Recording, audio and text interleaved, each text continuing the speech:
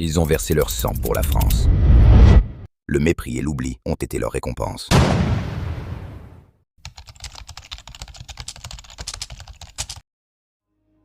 L'histoire commence en 1857, sous le Second Empire. La France crée un nouveau corps d'infanterie, les tirailleurs sénégalais.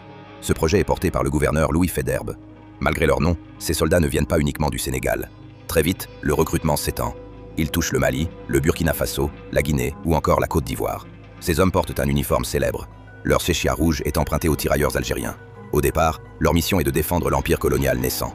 Mais à l'aube du XXe siècle, un conflit inédit transforme leur destin.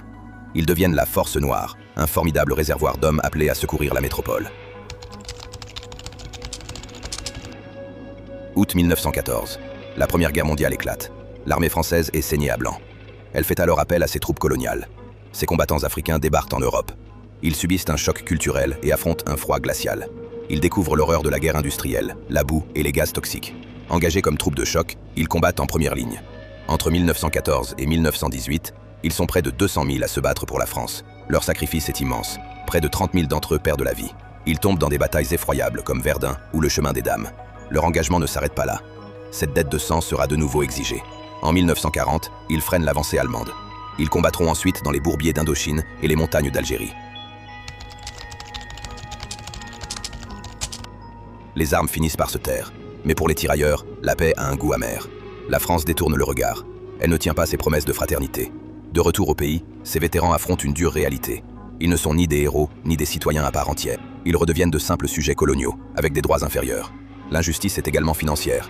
Leurs pensions d'anciens combattants sont cristallisées. Elles restent bloquées à un niveau bien inférieur à celle des soldats français. L'ingratitude atteint son paroxysme en décembre 1944. Le drame se déroule dans le camp de Tiaroy, près de Dakar. Ces tirailleurs reviennent d'Europe après leur captivité. Ils réclament le paiement de leurs arriérés de solde.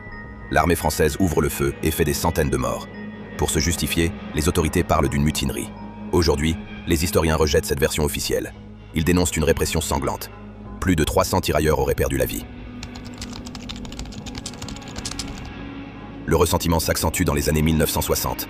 Les pays africains accèdent alors à l'indépendance. Les unités de tirailleurs sénégalais sont officiellement dissoutes. Leur histoire semble s'éteindre avec elles. Elle est enfouie sous un lourd silence d'État. Mais un homme fait revivre cette mémoire. Sembène Ousmane.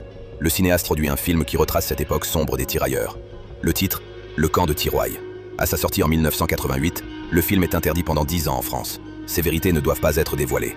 Mais sous d'autres cieux, il est récompensé. Il obtient le prix spécial du jury à la Mostra de Venise.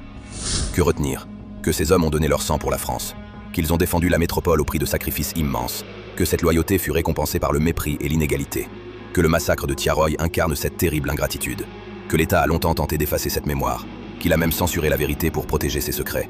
Mais que le silence a finalement été brisé. Que l'art a triomphé de l'oubli. Que l'histoire des tirailleurs résonne aujourd'hui avec force. Moi, je ne suis personne. Juste celui qui lève le voile. Sur ce qu'on vous a trop longtemps caché.